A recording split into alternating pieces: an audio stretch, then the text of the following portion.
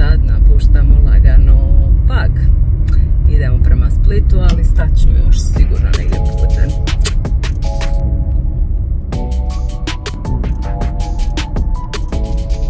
Napravila sam mali detour od naše destinacije da vidim nešto što sam davno htjela vidjeti.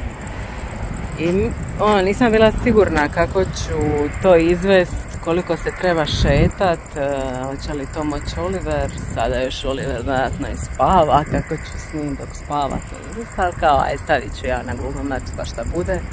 I tu je cesta, tu je crkva Svetog Nikole, znači nema šetanja, nema ničega, samo ste tu.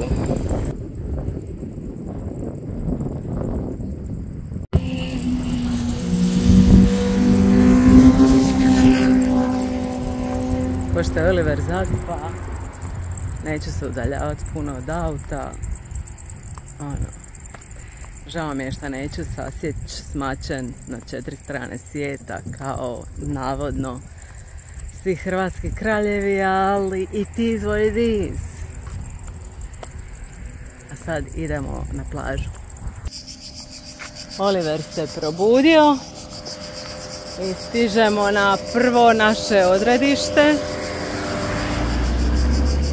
Parkirali smo se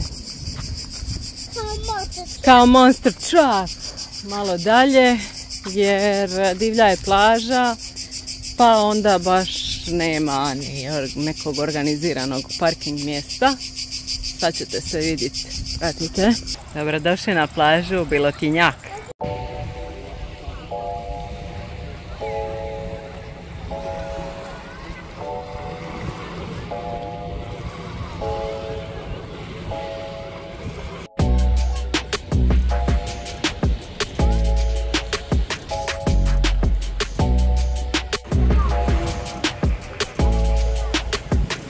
Dokle je ta špilja? A mala je. Špilja, jel? Oba!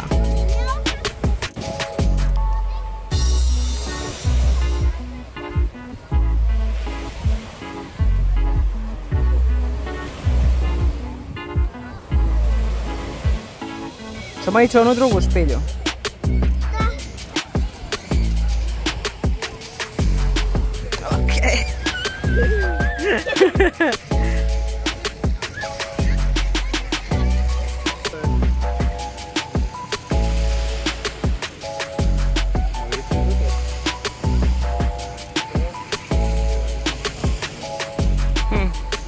Ćeš moći?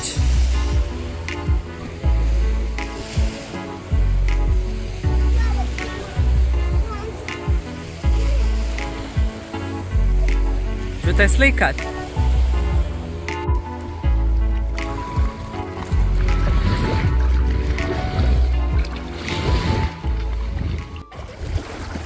Sad sam shvatila da je tamo FKK plaža, pa bumo je izbjegli, nemam ništa protiv, nego eto,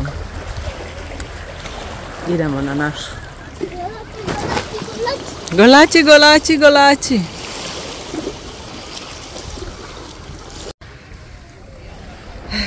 Nama je na kraju ovdje bilo toliko dobro da smo tu ostali. Iako smo imali plan otići u Zaton Holidays Resort, ali kad smo dolazili vidjela sam da je tamo ogromna gužvetina. Mislim da nismo pogriješili što smo ostali tu. Danas imamo šator, imamo štab za stvari, full on smo kamperski i gledamo zalazak.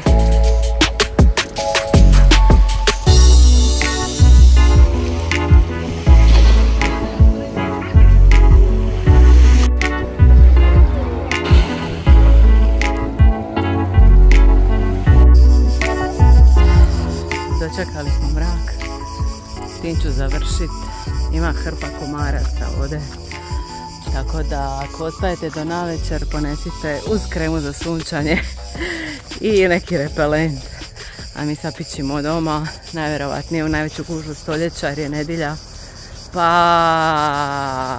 idemo sa žicima se sprijateljiti i reći im calm down.